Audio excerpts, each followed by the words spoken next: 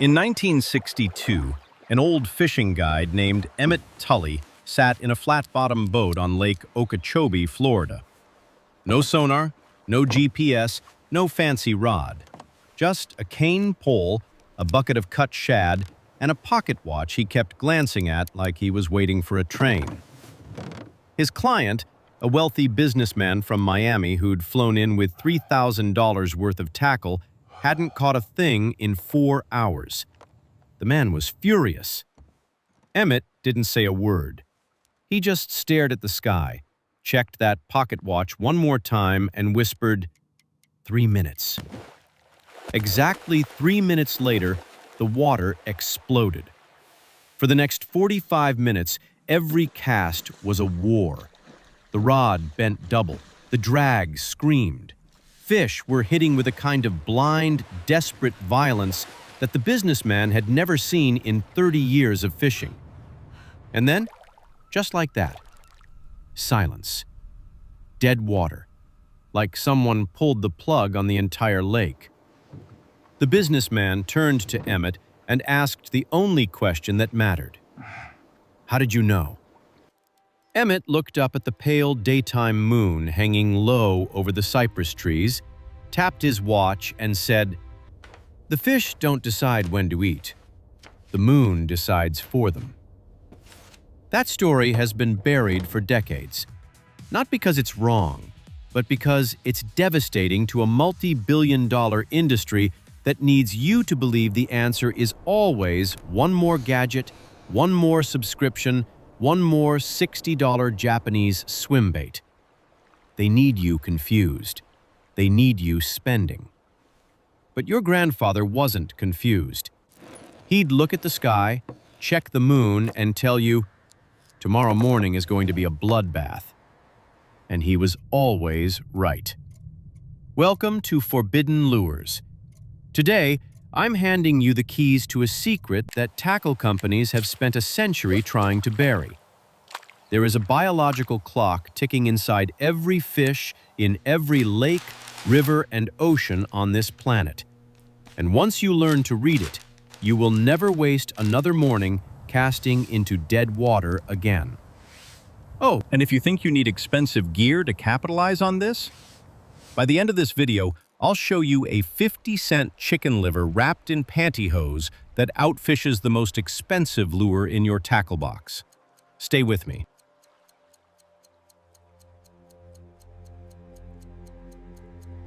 Section 1. The Great 1926 Discovery that Broke the Code. Let's go back to 1926.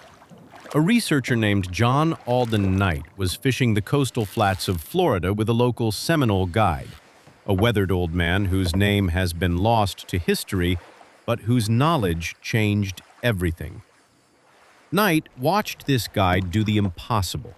Not once, not twice, but day after day. The guide would paddle to a spot, stare at the horizon for a moment, and announce exactly when the fish would start biting. Not a rough guess, not sometime this morning. He'd say, 20 minutes. And 20 minutes later, the rods would buckle. Most people back then wrote this off as swamp folklore, superstition. But Knight was a naturalist with a scientist's obsession, and he refused to let it go. He spent years compiling a list of 33 separate environmental factors that could influence fish behavior.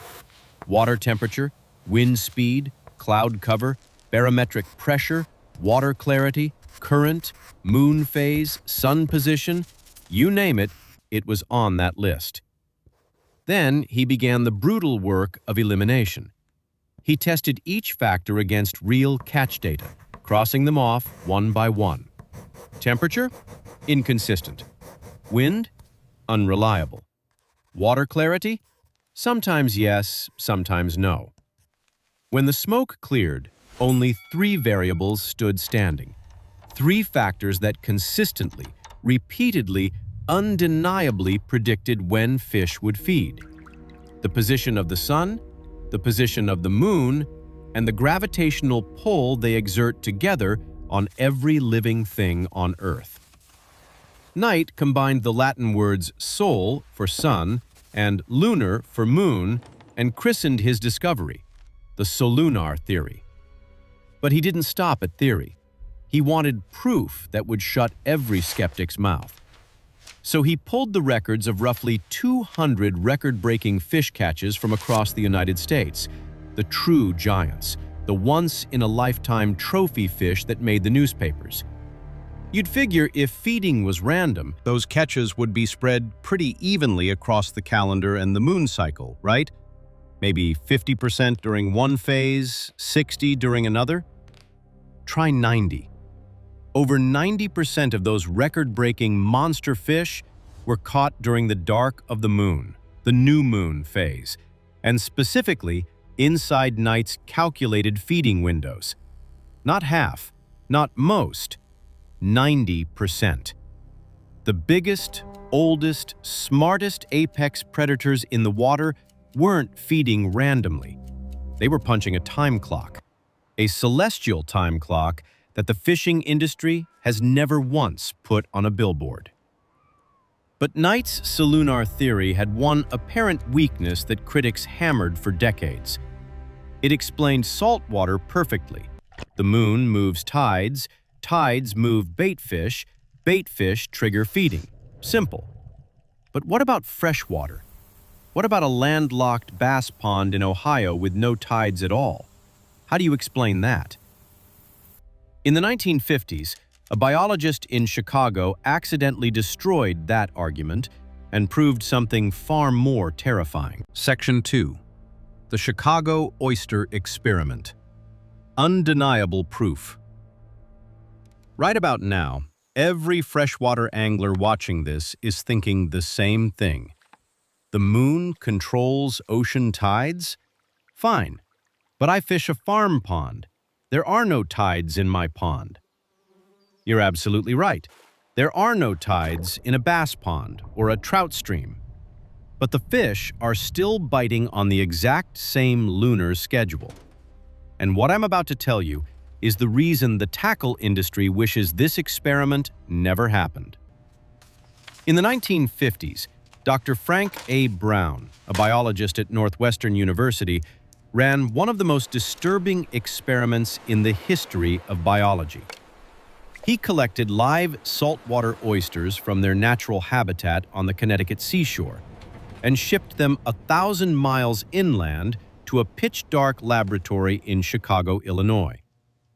He placed these oysters in shallow pans of seawater inside a sealed, lightless room. No sunlight, no ocean currents, no temperature changes, no tidal pull. Complete sensory isolation. Now, oysters are creatures of habit. In nature, they open their shells like clockwork to feed during high tide. So, for the first week in that dark Chicago lab, the oysters kept doing exactly that, opening and closing in perfect rhythm with the tides back home in Connecticut, 1,000 miles away. Interesting, sure, but expected. They were just running on memory, right? Biological momentum. That's what every scientist assumed. Then came the second week. The oysters changed their schedule. Slowly, precisely, they shifted their rhythm and began opening their shells at the exact moments when the moon was directly overhead and directly underfoot in Chicago. Let that sink in. 1,000 miles from any ocean, sealed inside a dark room with no windows, no light, no currents, no cues whatsoever. And these creatures knew, with surgical precision, exactly where the moon was in the sky above them. They weren't following the tides. There were no tides. They were following the moon itself. Something invisible was passing through the walls, through the concrete, through the darkness, and pulling a trigger inside their bodies. Dr. Brown's conclusion shook the scientific world. All living organisms possess an internal biological clock that directly senses the gravitational and electromagnetic influence of the moon. like a puppet master whose strings pass through solid concrete. The moon wasn't just moving water. It was reaching inside living tissue and commanding behavior. And if it could do that to an oyster sealed in a dark box in Chicago, what do you think it's doing to the bass sitting in your local lake right now?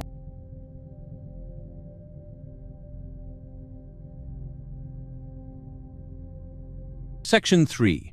The Biohack. What's happening inside the fish's brain? Here's where this stops being a theory and starts being a weapon. Because once you understand what's physically happening inside a fish's body during these lunar windows, you'll understand why your grandfather, with a cane pole and a coffee can full of worms, consistently outfished the guy next to him with $2,000 worth of electronics. Imagine a tiny alarm clock hardwired directly into a fish's spinal cord. Not a metaphor, a real, documented biological structure. Scientists call it the caudal neurosecretory system. Think of it as a second brain sitting at the base of the spine that exists for one purpose: to sense the moon and prepare the fish to hunt. When the moon reaches specific positions, overhead, underfoot, rising, setting, this alarm clock goes off. It floods the fish's bloodstream with a cocktail of stress hormones and hunting chemicals. The fish's metabolism spikes, its muscles prime, its brain shifts from rest to kill. Simultaneously, a tiny gland buried deep in the fish's skull, the pineal gland, is tracking these same lunar shifts. During the new moon and full moon phases, this gland slashes melatonin production. You know melatonin, it's the chemical that makes you sleepy. When melatonin drops, the fish wakes up, hard. And buried even deeper at the genetic level, scientists have discovered clock genes. They're literally named cry and period, that tick like gears inside a Swiss watch, resetting and oscillating in direct response to the moon's phase. When the gears align, the alarm rings. So picture this. The moon crosses overhead. The spinal alarm dumps hunting hormones. The pineal gland kills melatonin. The clock genes click into position. And suddenly, a fish that was sitting motionless on the bottom for the last 3 hours becomes a heat-seeking missile, programmed by 300 million years of evolution to eat everything in its path. That's not a theory. That's not folklore. That is a documented neurobiological chain reaction happening in the body of every fish in every body of water on this planet right now on a schedule as predictable as a train timetable. Emmett Tully didn't need sonar. He had something better: a pocket watch and the moon. And now, you're about to have the same advantage. Section 4. Hacking the Solunar Matrix. Majors, minors, and double whammies. So now the question is, how do you actually read this clock? The industry wants to sell you a $12 a month app subscription to access this information. But I'm going to give it to you right now, for free, in the next 3 minutes. Here's the key. Because the moon orbits Earth in the same direction our planet rotates, a lunar day isn't 24 hours. It's 24 hours and 50 minutes.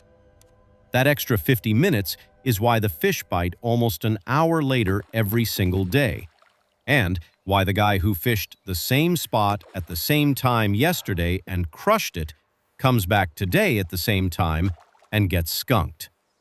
He didn't know the clock had shifted. Within each lunar day, there are 4 precise feeding windows. 4 moments when that biological alarm clock inside every fish goes off simultaneously. First, the major periods. These fire when the moon is directly overhead and when it's directly underfoot, on the opposite side of the planet. These are your golden windows, lasting roughly 90 minutes to 2 hours each.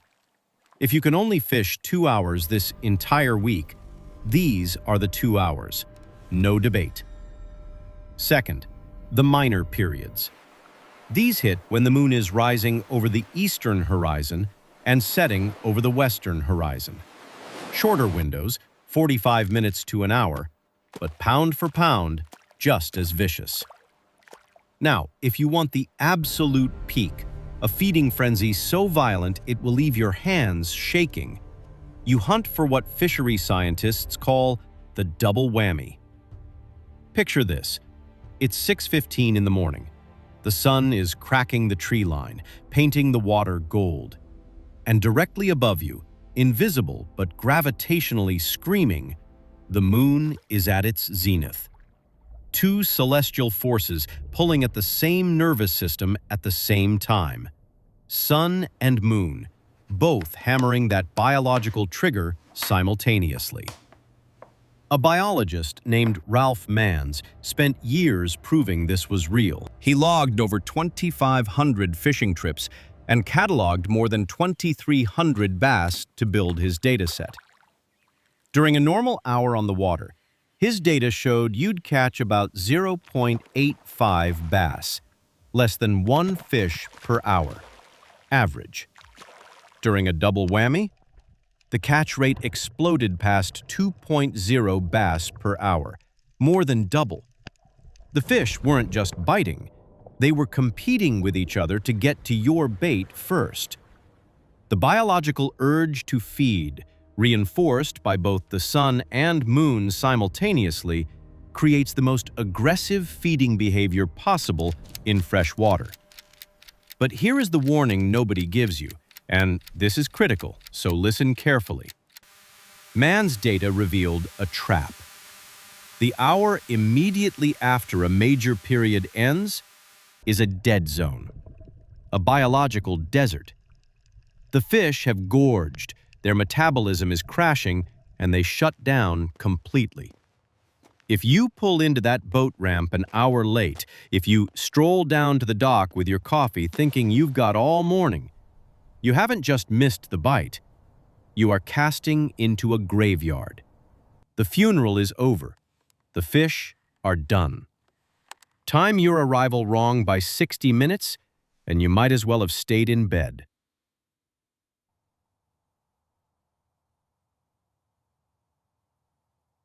Section 5. The Forbidden Grocery Store Baits. Now you know exactly when every fish in your lake is going to open its mouth. The clock is ticking, the alarm is about to ring, and for the next 90 minutes, those fish are going to eat anything that moves. Which means you do not need a $15 bag of soft plastics that shreds after 3 casts. What I'm about to share comes from an underground network of old-school, working-class anglers who've been quietly out-fishing tournament pros for decades, using baits you can buy at a grocery store, a dollar store, or raid from your own kitchen. These are the forbidden hacks the tackle industry prays you never learn, because if you did, you'd stop buying their products. Hack number 1. The Pantyhose Liver Bomb. Down on the Santee Cooper Lakes in South Carolina, old catfish guides have been using this trick for generations. Every catfisherman alive knows chicken liver is dynamite bait. The scent is irresistible. But chicken liver has one fatal flaw. It's soft, slimy, and explodes off your hook the instant you try to cast. Here's the secret. Grab a cheap pair of women's pantyhose from the dollar store. Cut a 2-inch square of nylon. Place your chicken liver dead center, wrap the nylon tight around it into a ball, and cinch it shut with sewing thread or a twist of fishing line. Now, thread your hook right through the mesh. What you've just built is a scent bomb inside an indestructible cage. That nylon mesh lets every molecule of bloody, putrid chicken liver smell bleed freely into the current, creating a scent trail that pulls catfish from 50 yards downstream. But the mesh holds the meat locked in place.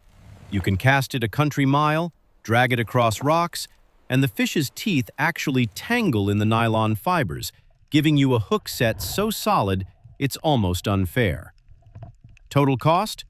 Maybe 50 cents. Hack number 2. Kool-Aid chicken. If someone told you to marinate your fishing bait in a children's drink, you'd laugh them off the dock. But travel south of the Mason-Dixon line, and you'll find catfishermen who guard this recipe like a family secret. Take cheap boneless chicken breast, cube it into 2-inch pieces. Drop the cubes into a Ziploc bag with a packet of cherry or strawberry Kool-Aid powder, a splash of water, a teaspoon of garlic powder, and a pinch of salt. Seal it and let it sit in the fridge overnight. By morning, that chicken is dyed blood red, visually striking in murky water, while the citric acid has toughened the meat so it grips the hook beautifully. The garlic throws a scent trail that catfish and big bass track like bloodhounds. Entire cost per trip? Less than $1. Hack number 3.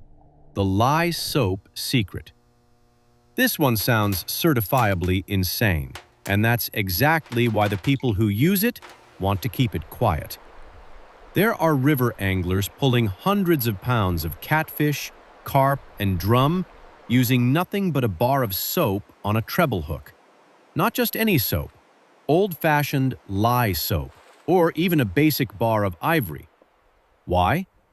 Because traditional lye soap is made with rendered animal fat, not synthetic detergents.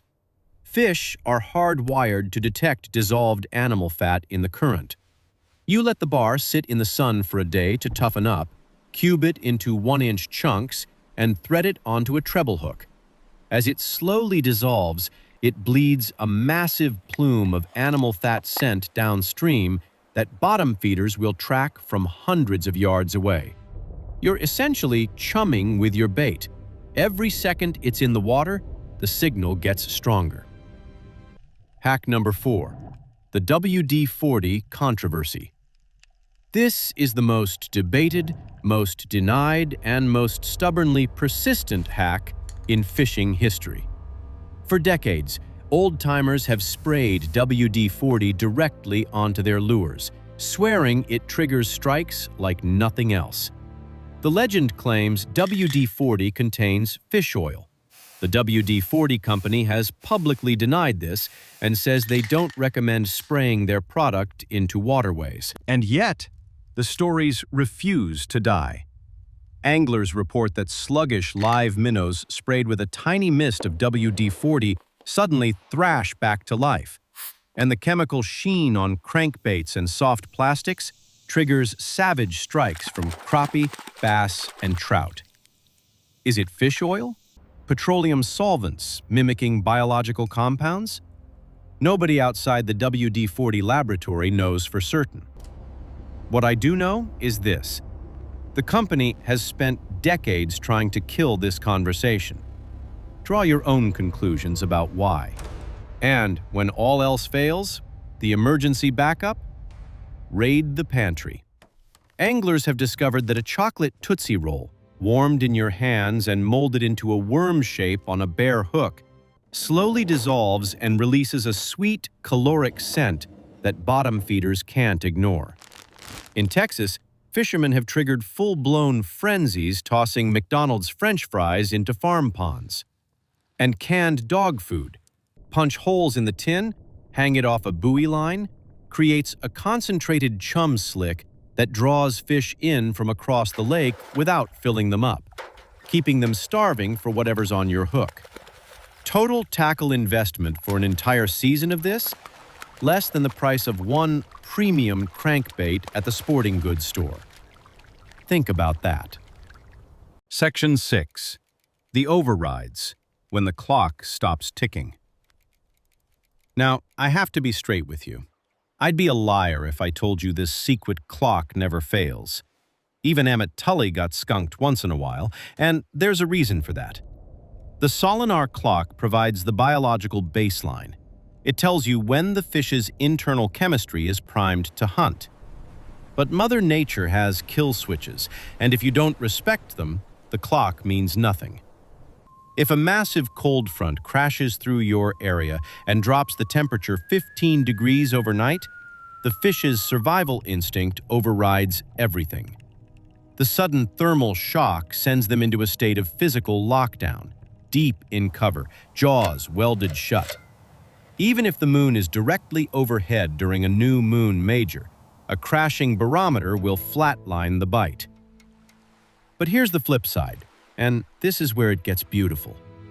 A steady or rising barometer actually amplifies the Solunar window.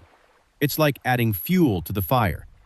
And as the old-timers have said for 100 years, wind from the west, fish bite the best. Wind from the east, fish bite the least. An old catfisherman named Vernon Cole once told me, "The moon loads the gun, the weather pulls the trigger." That's the most elegant explanation I've ever heard. So when you find a day with stable pressure, a gentle westerly wind, and a Solunar major period approaching, especially during the new moon phase, you cancel everything. Call in sick. Pull the kids out of school, because you are about to experience the absolute pinnacle of this sport, and it may not come around again for weeks. Here's the truth that the fishing industry will never print on a box. Fishing isn't about what you buy. It never was. The real secret, the one that has guided apex predators for 300 million years and native fishermen for 10,000, is completely free. It's hanging above your head right now.